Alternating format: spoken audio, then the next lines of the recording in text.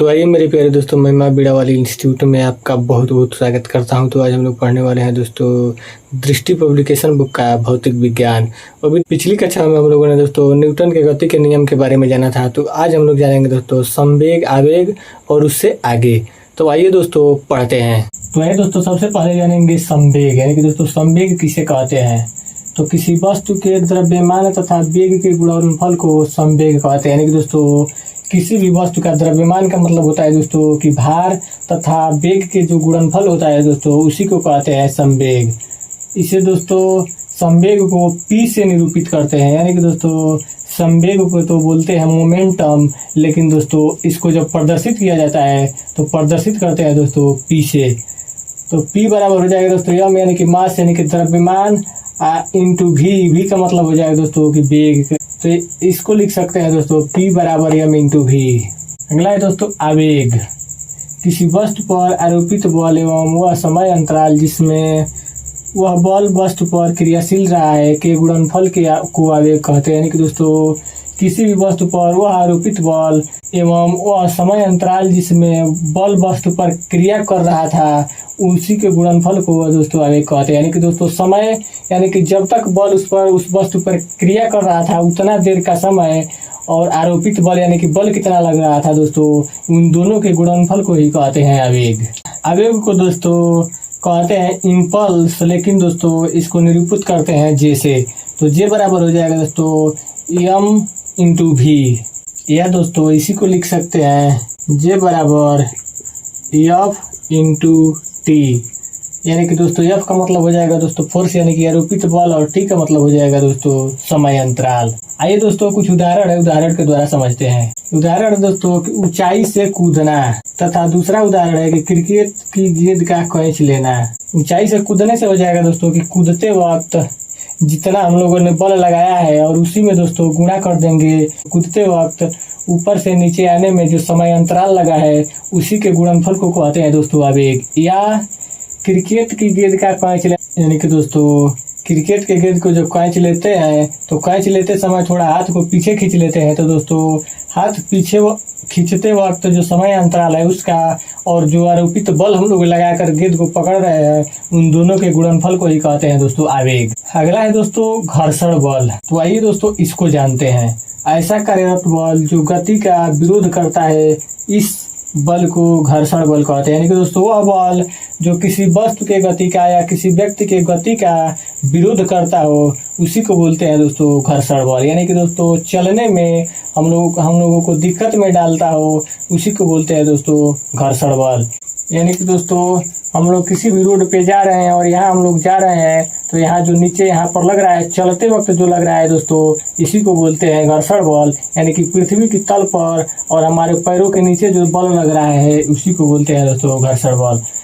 अगला है दोस्तों स्थैतिक घर्षण बल। स्थैतिक का मतलब होता है दोस्तों स्थिर। यानी कि दोस्तों जब कोई भी वस्तु स्थिर हो तो वहाँ पे जो बल लगता है उसी को बोलते हैं दोस्तों स्थैतिक घर्षण बल। यानी कि कोई भी वस्तु दोस्तों अगर जो यहाँ पर रुकी हुई है तो यहाँ पर जो बल लग रहा है दोस्तों उसी को बोलते हैं स्थैतिक घर्षण बल, क्योंकि यह वस्तु जो है एक स्थान पे स्थिर है। तो ये दोस्तों इसके परिभाषा को जानते हैं।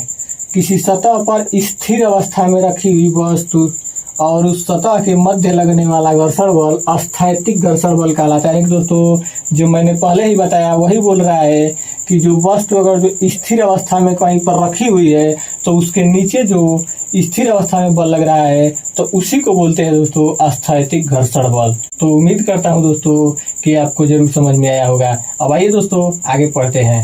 तो पहले पढ़ेंगे दोस्तों सीमांत घर्षण बल। तो आइए इसको जानते हैं कि सीमांत घर्षण बल किसे कहते हैं। जब एक वस्तु को दूसरी वस्तु के पृष्ठ पर चलाने का प्रयास किया जाता है और वस्तु चलने वाली ही होती है तो उस समय स्थैतिक घर्षण बल अधिकतम होता है। इस अधिकतम स्थैतिक घर्षण बल को सीमांत घर्षण बल कहते हैं। यानी कि दोस्तों जब कोई भी वस्तु हम लोग किसी पृष्ठ पर रखकर और धक्का लगाते हैं तो जो वस्तु अगर जो चलने ही वाली होती है तो वहाँ तक जो स्थैतिक घर्षण बल यानी कि स्थिर किए रहता है वहाँ पर जो बल लगता है उस स्थैतिक घर्षण बल के अधिकतम मान को ही कहते हैं दोस्तों सीमांत घर्षण बल।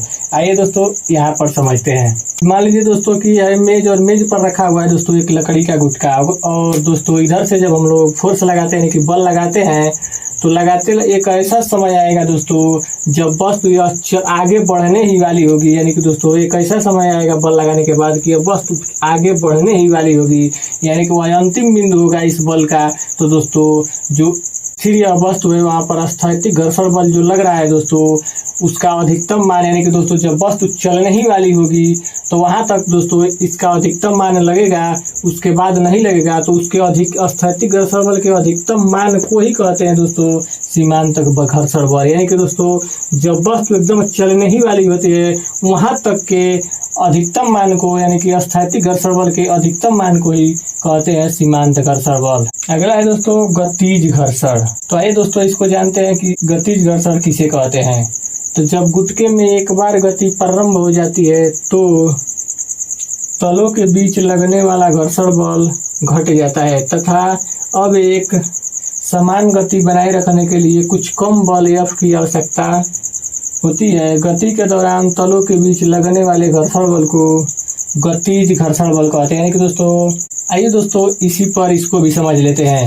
तो दोस्तों जब इधर से हम लोग बल लगाएंगे तो एक वस्तु जब धीरे धीरे चलना प्रारंभ हो जाएगी दोस्तों, तो जब तक रुकी थी तब तक तो हम लोगों को ज्यादा बल लगाना पड़ा, लेकिन जब चलना प्रारंभ हो जाती है या जब चलना प्रारंभ हो जाएगी तो हम लोगों को कुछ कम बल की आवश्यकता पड़ेगी, यानी कि दोस्तों कुछ कम बल लगाना पड़ेगा।